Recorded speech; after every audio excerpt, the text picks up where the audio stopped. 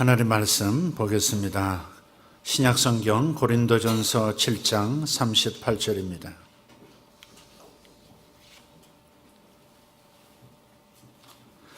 고린도전서 7장 38절. 여러분 성경을 고린도전서 7장을 다 펴셨으면 좋겠습니다. 앞에 본문이 뜨겠습니다마는 성경을 다 같이 펼쳐 놓으시고 다른 구절들을 함께 보기를 원해서 그렇습니다. 38절 함께 읽겠습니다. 그러므로 결혼하는 자도 잘하거니와 결혼하지 아니하는 자는 더 잘하는 것이니라. 아멘이 안 됩니까? 모두 아시다시피 어제 결혼 예식이 있었습니다. 결혼 주례를 맡는 것은 저에게 크나큰 영광이고 즐거움입니다. 그런데 어제 예식을 마치고 돌아오면서 문득 이런 생각이 들었습니다. 이렇게 결혼을 하는 커플들도 있지만 우리 가까운 사람들 중에는 독신도 있지 않은가?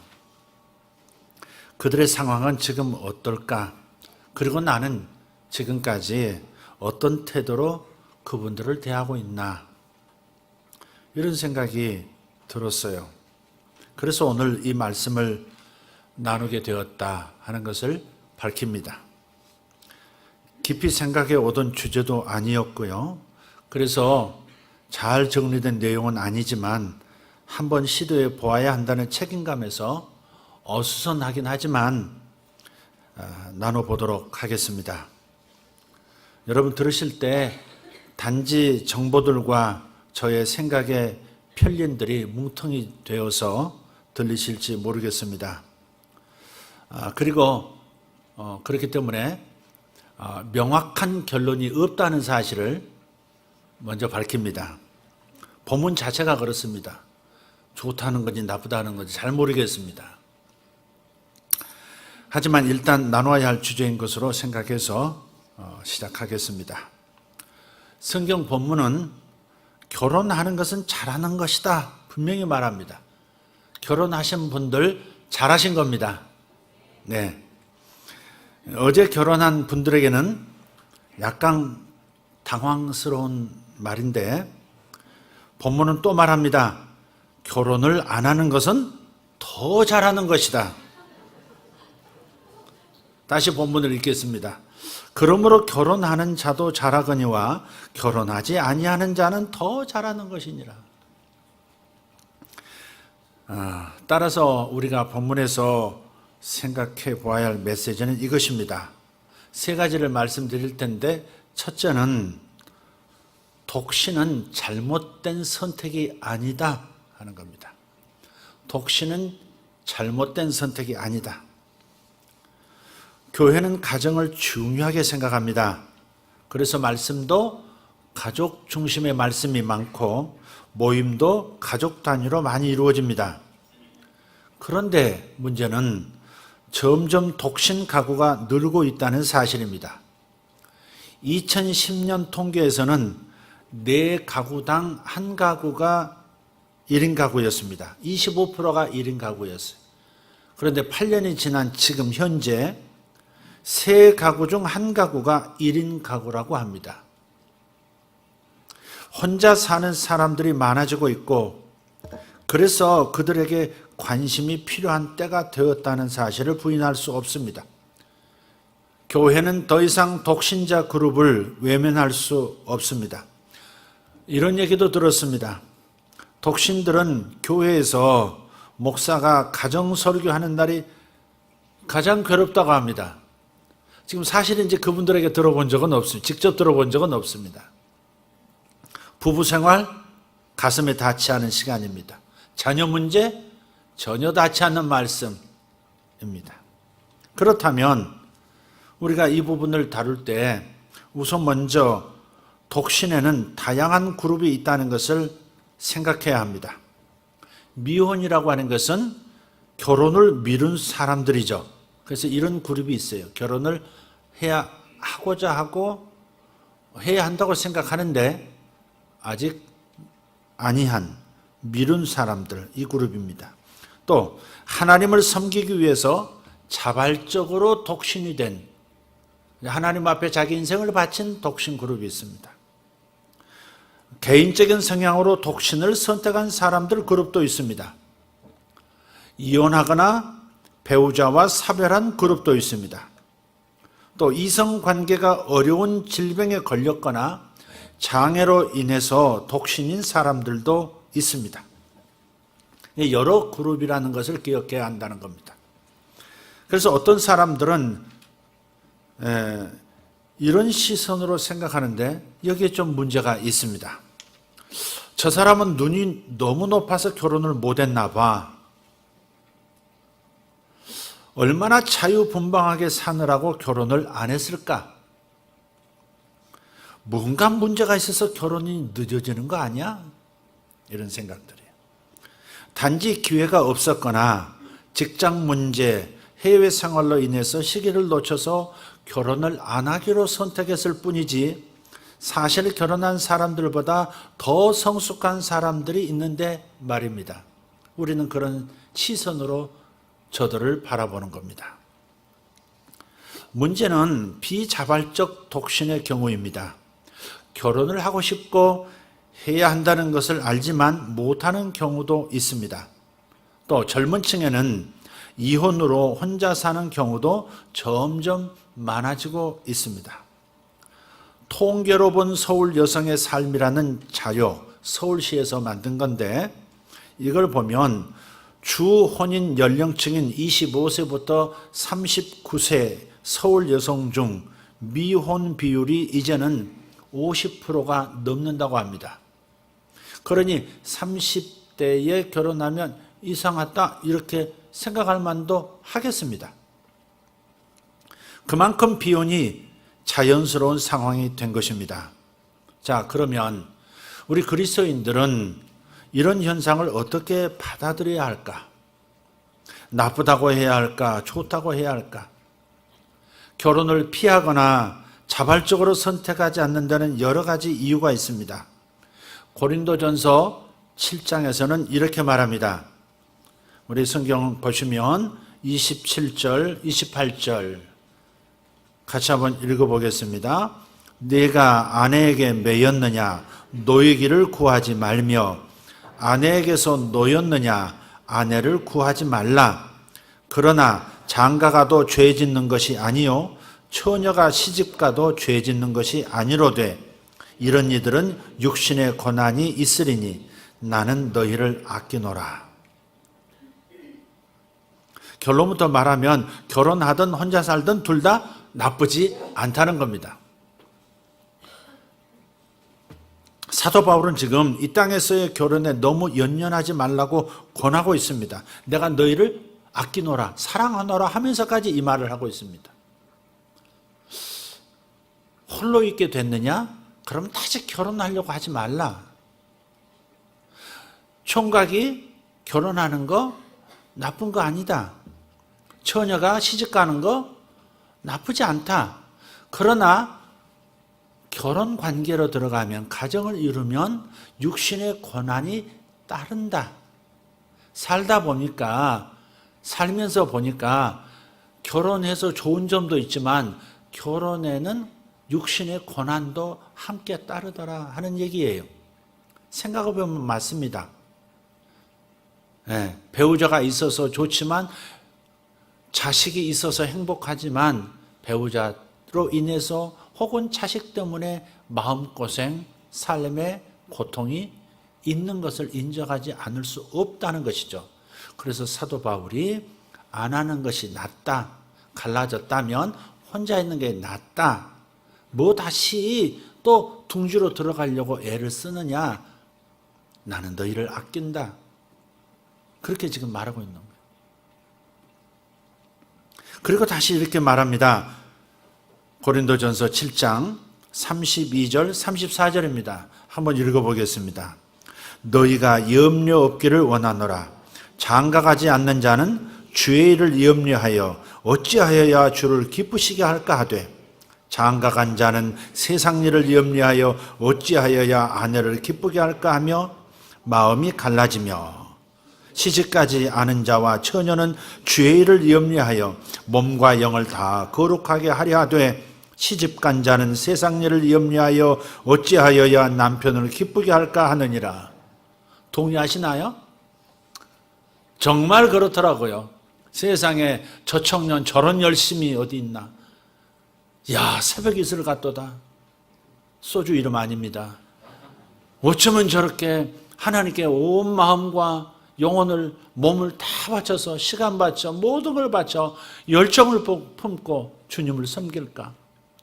그런데 그 열정 결혼하고 나면 더 1+1 더 뜨거워질 줄 알았는데 아닌 거예요. 거의 대부분이 그런 모습을 찾아보기가 어려워요. 배우자가 생겼어요. 행복을 지켜야 할 일들이 생긴 겁니다. 다시 말해서 하나님을 향한 마음이 없어진 건 아니에요. 그러나 하나님께 드리던 그 마음과 열정이 나뉘어서 50%가 배우자에게, 가정에 가버린 거예요. 그래서 열정 없는 사람처럼 보이는 거죠. 어쩔 수 없는 문제입니다.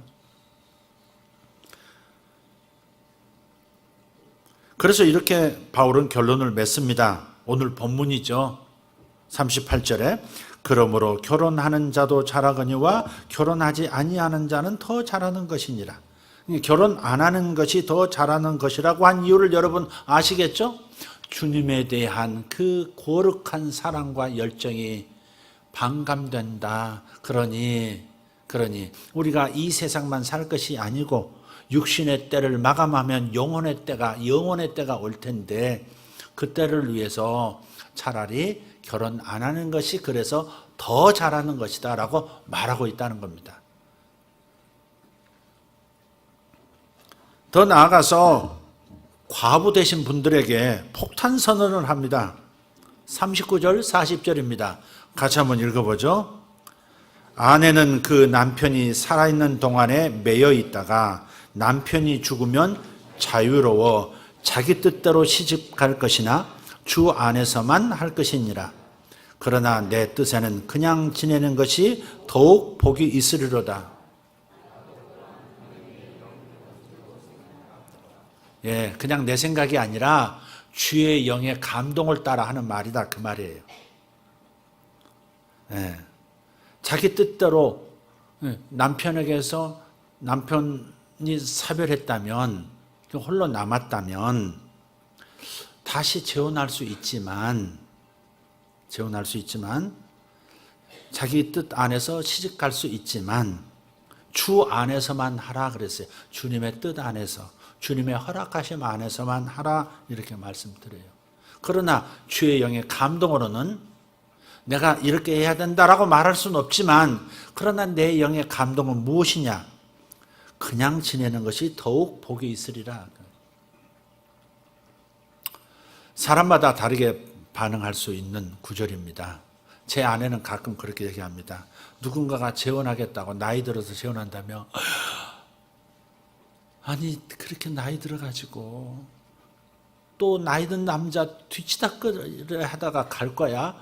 그래서 반대하는 사람이 저 사람입니다. 일단 남편이 있으니까 그렇게 말할 수 있다고 생각하고, 내가 없다면 어떻게 될지 모릅니다. 사실 시집가고 싶어질지도 모릅니다. 내가 발은 또 잘해야 되는데. 당시에는 과부가 결혼하지 않으면 먹고 살 수가 없었어요. 농경사회고 목축사회, 남성 우위의 사회예요. 그러니까 여성들이 바깥에 나가서 일한다고 나들 수가 없는 그런 문화권이었어요. 그러니까 남편이 없으면 자식하고 굶어 죽기가 십상의 상황인 거죠. 그래서 과부가 결혼하지 않으면 먹고 살 수가 없는데, 바울이 이렇게 말하는 것은 아주 파격적인 조언인 거예요. 여기서는 당시 기독교 공동체가, 다시 말해서 교회가 홀로 된 독신들에게 정서적, 육체적으로 필요를 채워주었기 때문에 가능한 발언입니다. 그때는 교회에서 고아와 과부를 돌보라 했기 때문에 저들을 위해서 끊임없이 물질을 모아서 공급해 줬단 말이에요. 초대교회 때 나중에 불만이 생기고 교회가 큰 분열이 생겼던 까닭이 일곱 집사라는 분들이 세워졌던 그 배경이 거기 있습니다. 먹을 것을 과부들에게 고아들에게 나눠주는데 매일 양식을 주는데 이상하게 유대인 그리스도인들이 그리스도인들에게 그러니까 헬라파 크리스찬 교인들에게 이렇게 음식을 공급하면서 조금 유대인들에게는 많이 주고 헬라파 그리스도인 교인들에게는 조금 덜 주고 그랬었던 일이 있었던 모양이에요. 관리자들이 유대인이다 보니까. 그래서 나중에 문제가 생겨서 분열할 위기가 온 거예요. 그래서 일곱 집사를 세워서 그들이 특별히 이름을 보면 헬라파 이름이에요. 그리스식 이름들이에요. 그러니까 헬라파에서 7명을 선택해서 음식을 나누도록, 생필품을 나누도록 그렇게 했던 겁니다. 어쨌든 초대교회 때는 홀로 된 분들, 독신들에게 정서적으로, 육체적으로 그 필요를 채워주는 그런 제도가 자리 잡고 있었다는 겁니다. 그렇기 때문에 그냥 있는 것이 더 복이 있다, 그렇게도 말할 수 있었다 하는 겁니다. 홀로 계신 분들 가운데 이런 말을 하는 분이 있습니다. 내가 남편 없다고 사람들이 무시한다는 거예요. 아무도 그러지 않는다고 생각하는데 본인이 갑자기 혼자 되고 나니까 다른 사람들이 나를 무시한다고 오해를 하는 거예요. 그래서 오히려 그 외로움이라든지 고통을 이해하는 마음에서 그냥 선한 덕담을 하는 것도 다르게 들리는 겁니다. 나를 무시하는 거냐. 그래서 교회 공동체를 떠나는 분도 봤습니다. 어쨌든 성경에서는 반드시 주변의 고아와 과부들을 돌보라고 권면합니다. 신명기 24장 19절 21절을 읽어드릴게요. 내가 밭에서 곡식을 벨 때에 그 한 뭇을 밭에 잊어버렸거든 다시 가서 가져오지 말고 나그네와 고아와 과부를 위하여 남겨두라. 그리하면 너의 하나님 여호와께서 내 손으로 하는 모든 일에 복을 내리시리라. 아멘. 우리에게 적용해야 할 말씀이죠.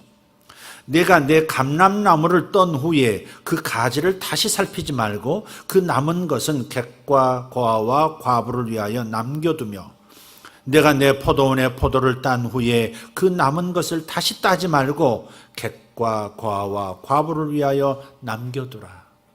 그러니까 교회 공동체만이 아니라 사회 공동체 전체가 이러한 홀로 남겨진 이들, 약자들을 위한 배려 문화가 자리 잡았다는 것이에요. 참 아름다운 공동체죠. 다시 처음 얘기로 돌아와서 우리가 예배 시작할 때, 묵도할 때 제가 읽었던 창세기에는 분명히 결혼과 가정이 복이 좋다고 하셨는데 왜 사도 바울은 결혼하지 않고 그대로 지내는 것이 더 좋다고 했을까? 이유가 있습니다. 에덴 동산에서는 눈물 흘릴 일이 없었습니다. 죄도 없고 타락도 없고 이별도 없었죠. 그렇지만 죄로 인해서 타락한 이후에 이 땅의 모든 결혼은 주님의 재림, 다시 말해 어린 양의 혼인잔치가 올 때까지는 고난이 있을 것이라는 암시를 담고 있는 겁니다. 정말 그렇습니다. 사실이 그래요. 빛이 강하면 그림자도 강하다, 그런 말이 있어요. 결혼이 행복하면, 가정이 행복하면 그만큼 그림자도 강한 거예요. 자기의 장점을 긍정하다 보면, 자기의 잘난 점을 긍정하다 보면 놓치는 게 있어요. 나의 약점, 그림자도 강할 수 있다는 것을 사람들은 놓쳐요. 자기 장점 때문에, 강점 때문에, 잘하는 것 때문에 끝까지 잘 나가리라고 생각하는데 자기의 그 장점 이면에 그것 때문에 생긴 그림자가 있다는 사실을 많이 놓치는 거죠. 분명히 가정을 이루면 좋은 일이 많습니다. 하지만 함께 따라오는 고충, 고통도 있다는 사실입니다. 배우자 때문에 행복하지만, 자식 때문에 행복하지만 그 배우자와 자식 때문에 고통을 경험합니다. 심지어 자식이 왼수라고까지 합니다. 그래서 28절에서 이런 이들은 육신의 고난이 있으리니라고 한 것이죠. 자, 그러니 누군가를 정죄하거나 편견을 가질 필요가 없습니다. 결혼을 안 했다고, 나는 결혼도 못하고 지금까지 뭐 했나라고 좌절하지 말기를 바랍니다.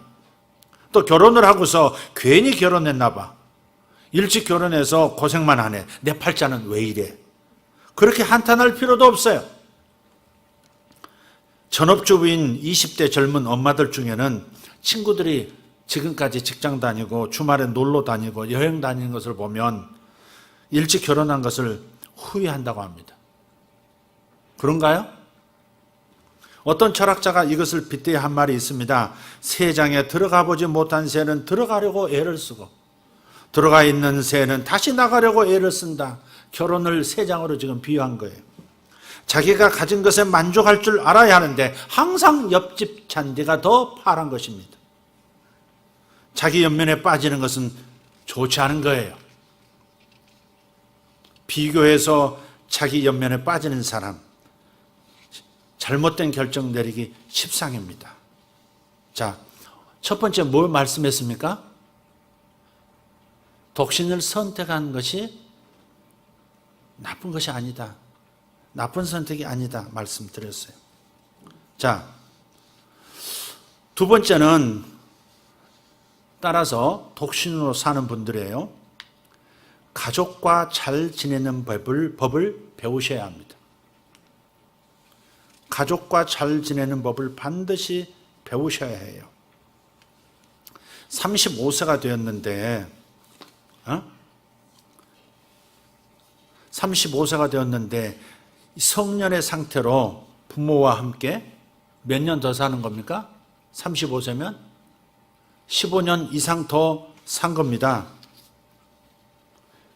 그래서 독신들은 생각해야 돼요. 30 넘고 그 이상 되는 분들이 부모와 함께 산다고 하는 것, 부모에게 어떤 영향을 끼치는지 그것도 생각해야 합니다. 미성년 때보다 더 오랜 시간을 성인으로 같이 살게 되기도 해요. 그러다 보니까 부모 자식 간에 싸움이 잦습니다. 자녀는 부모의 잔소리가 듣기 싫고, 엄마는 키울 만큼 다 키웠는데 성인이 된 자녀의 밥을 몇 끼 차려줘야 하니까 그런 힘든 겁니다. 그래서 병원을 찾는 경우도 많다고 합니다. 우선 부모는 자녀에게 대해서 취업에 대한 스트레스 엄청 주게 되어 있습니다. 뭐라도 하지 뭐 하느냐 이겠지. 저에게 상담을 요청하는 부모들 가운데 그런 분들이 많습니다. 40이 넘었는데 우리 집에 세 놈, 네 놈인데 다 집에 있습니다. 어떻게 하면 좋습니까? 이렇게. 그건 어떻게 상담을 해줘야 될지 모르겠어요. 다 들여다봐야 되거든요. 왜 쟤들이 저러는지 어쩌면 부모 탓일 수도 있거든요. 상처 때문에 그럴 수도 있고 여러 가지 이유일 수도 있거든요. 근데 그렇게 말해올 때는 참 힘들어요. 가정 스트레스가 목사 스트레스까지 되는 겁니다. 부모 때는 웬만큼 노력하면 취업이 됐죠. 그러나 요즘 청년들은 청년 절벽, 직장 절벽 그러듯이 다른 거예요. 준비 기간이 길어져서 대학 때 한두 해 정도는 반드시 휴학합니다. 아니, 반학기만 하면 졸업인데 휴학하겠다는 거예요. 이해가 참 안 됐어요. 왜? 나중에 반복되다 보니까 우리 교회도 그런 청년들이 있었거든요. 반복돼요.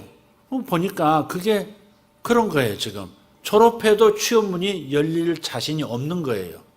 직장이 안 보이는 거예요. 그러니까 시간을 좀 끄는 겁니다. 그렇게라도 해야 되는 거예요.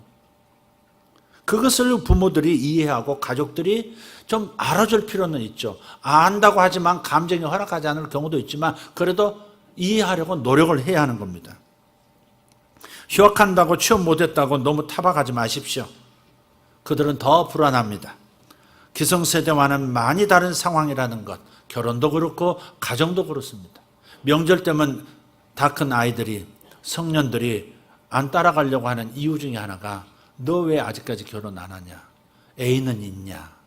묻는 겁니다. 애인이 있다면서 왜 결혼 안 하냐? 애는 언제 낳을 거냐? 왜 하나도 안 나냐? 뭐 이런 거죠. 결혼하지 않은 미혼 성인 자녀와 동거하는 부모는 그래서 동등한 입장에서 성인으로 대하셔야 합니다. 또 반대로 부모가 자녀를 어린아이처럼 대해서는 안 되는 것처럼 성인 자녀 역시 부모와 같이 집을 사용하는 성인으로서 부모에게 의존하는 모습을 보여서는 안 됩니다. 나이가 지금 몇입니까? 뭐라도 나가서 일단 직장이 생기기 전이라도 뭐라도 움직여 보는 겁니다. 이 부모를 이해해 드려야 돼요. 전적으로 의존하고 살다 보면 자신도 모르게 그냥 거기에 그냥 함몰되는 겁니다. 이런 사회의 새로운 트렌드를 이해하지 않으면 갈등은 계속 일어납니다. 교회에서도 일어나고 직장에서도 사회에서도 세대 간의 갈등이 있을 수밖에 없습니다. 결혼이 늦어지는 이유를 이해해주고 그것을 결핍이나 비정상으로 치부하지 마십시오. 그렇게 몰아가서는 안 됩니다. 그런데 우리 이 세대가 우리 때는 안 그랬는데 하고 몰아가는 겁니다. 우리 때는 그냥 서로 만나면서 좋으면 쇼핑백 들고 와서 만나가지고 전 지하에서 시작하는 겁니다. 그러다 보면 또 열리고 또 잘 살게 되고 우리 집이 그랬습니다. 또 생각해 봐야 될 게 있어요. 만남의 장이 없는 것도 결혼이 늦어지는 중요한 요인입니다. 제가 상담하다 보면 이 자매가, 이 형제가 모두가 괜찮은데 애인이 없어요. 근데 이 사람들의 공통점이 있습니다. 너무 바쁘다는 거예요. 매일 10시, 12시에 집에 들어와. 주말에는 교회 가거나 집에서 잠을 잡니다. 교회는 오셔야 합니다. 그리고 가는 곳이 집 아니면 회사예요. 그러니 지나가다가 우연히 만난 사람과 결혼할 확률은 모래사장에서 바늘찾기입니다. 그래서 이들에게 적극적으로 주변 사람들을 연결해 주거나 만남의 장을 열어주어야 하는 책임이 있는 거예요. 가까운 가족이나 친지들에게 교회 공간 안에서 이런 주선이 있어야 합니다. 자, 첫 번째 뭐였나요? 독신을 선택한 거 잘못한 거 아니다. 잘못된 선택 아니다. 두 번째 제가 뭘 말씀드렸나요? 독신은 가족과 잘 지내야 한다. 이거 터득해야 한다. 말씀드렸습니다. 마지막 세 번째, 화려한 싱글은 없다는 것을 인정해야 합니다. 1인용 좌석에서 혼자 고기를 구워 먹는 고깃집들이 생기고 있어요. 간단하게 국수 먹는 게 아니라 고기를 열심히 혼자서 구워 먹습니다. 근데 양쪽에 칸막이, 독소실처럼 칸막이도 있습니다. 거기서 열심히 구워 먹고 샤브샤브 끓여 먹고 있습니다. 그런 집들이 생겨나고 있어요. 일본에서 먼저 나타났고 우리나라도 그대로 따라가고 있어요, 지금. 네. 일본에는 고독사를 처리하는 부서가 따로 있답니다. 얼마 전 우리나라에도 생겼어요. 혼자 돌아가시는 분들을 위한, 그분들을 모시는 그런 정부의 부서가 생긴 거예요. 일본에서는 황혼 이혼이 아니라 사후 이혼이 있을 정도입니다. 원래 배우자가 죽고 나면 이혼이 안 됩니다. 이혼할 상대가 없어져 버렸으니까. 법정 용어로 말하면, 재판 용어로 말하면 기소 중지.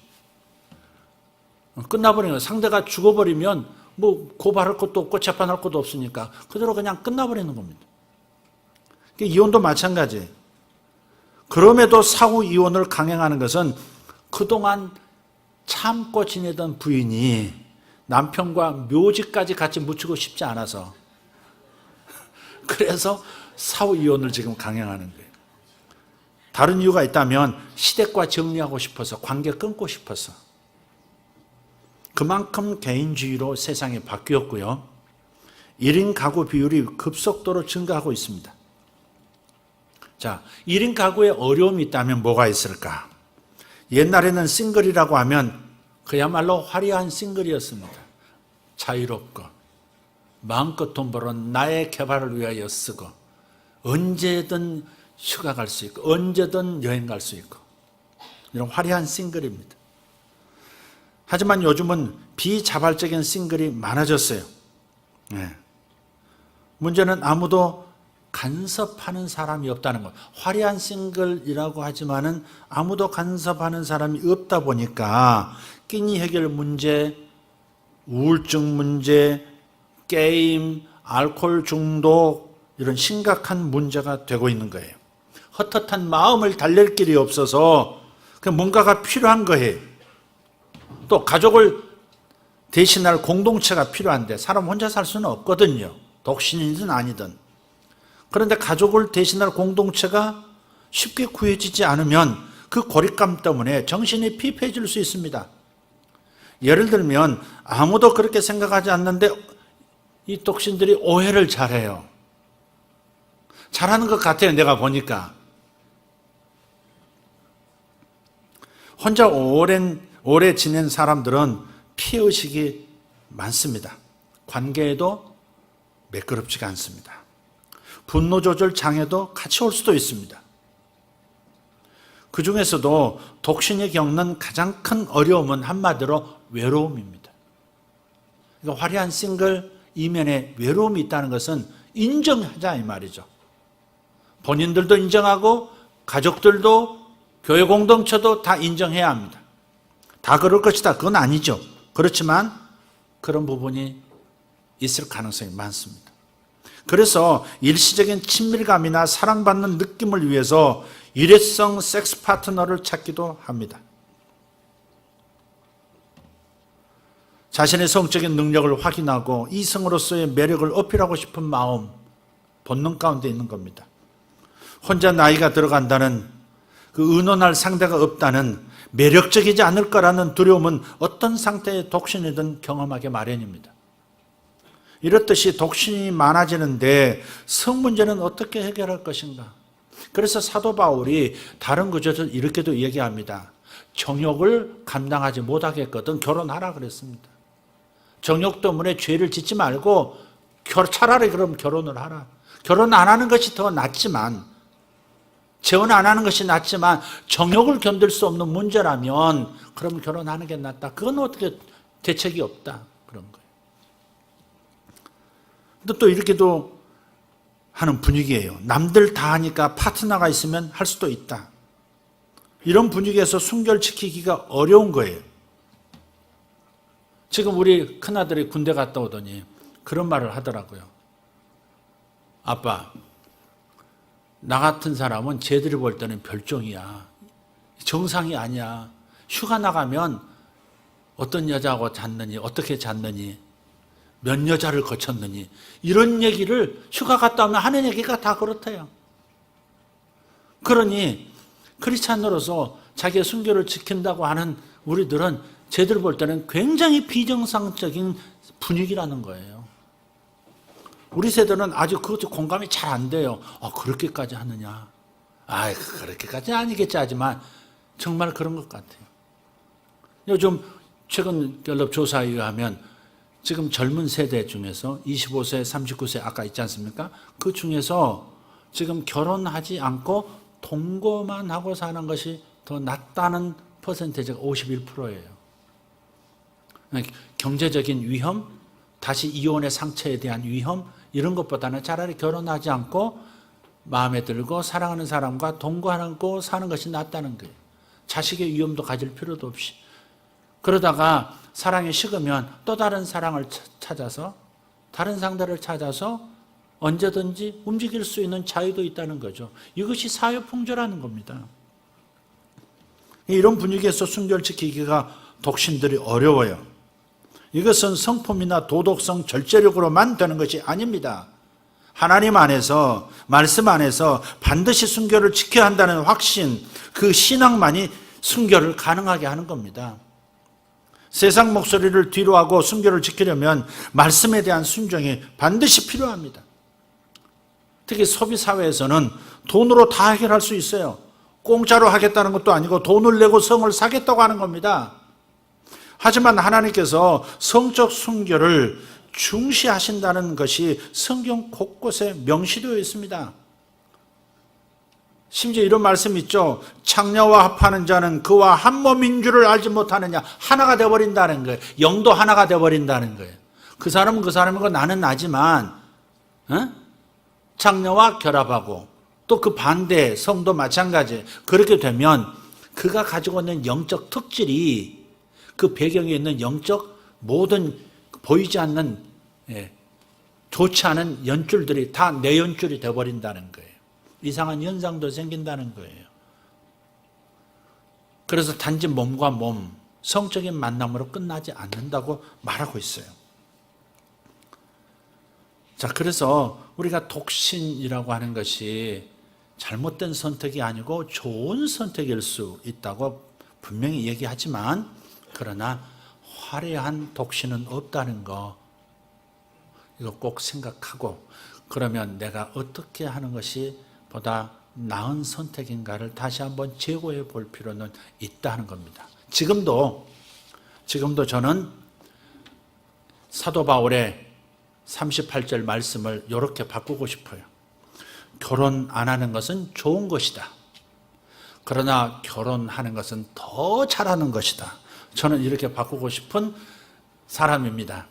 그렇다고 해서 독신이 잘못된 선택이라고 분명히 말하지 않습니다. 그런 독신의 선택들도 존중받아야 하고 더 좋은 점들이 주님을 섬기기에 더 좋은 점이 있다는 걸 분명히 인정합시다. 제가 오늘 이 말씀을 명확한 결론 없이 이렇게 끄집어낸 거 여러분 이해해 주시기를 바라고, 분명한 것은 우리 교회 공동체가 이제 더 이상 이런 문제를 그냥 생각만 하고 지나가 버릴 일이 아니라 진지하게 같이 생각하고 같이 더 행복해질 수 있는 것을 같이 고민해야 될 때라고 하는 것, 이것을 위해서 제가 이 말씀을 꺼냈습니다. 결론 없습니다. 말씀 마치겠습니다. 기도하겠습니다. 둘이든 혼자든 둘 다 나쁘지 않다. 아버지, 이런 제목으로 말씀을 나눴습니다. 아버지 하나님, 세대가 바뀌고 있습니다. 시대 상황이 바뀌고 있습니다. 하나님의 말씀은 영원하지만 시대 상황을 무시할 수가 없습니다. 아버지, 이 시대 속에서 어떻게 하나님의 말씀의 가치를 바로 해석하고 취하고 적용해야 할지 우리에게 지혜를 주시기를 원합니다. 홀로 있든 둘이서든 하나님의 말씀 안에서 행복하게 하시고 하나님의 위대한 유업을 물려받고 하나님의 사명을 잘 감당하는 우리 모두가 되어지기를 원합니다.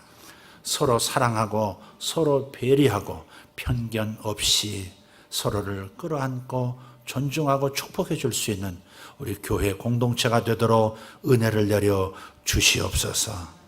힘들게 서 있는 부부, 힘들게 서 있는 독신, 아버지 특별히 은혜를 내려 주시옵고 저들이 선택한 바를 잘 축복으로 갖고 갈 수 있도록 은혜 위에 은혜를 내려 주시기를 소원합니다. 살아계신 우리 구주 예수님 이름으로 기도하옵나이다. 아멘.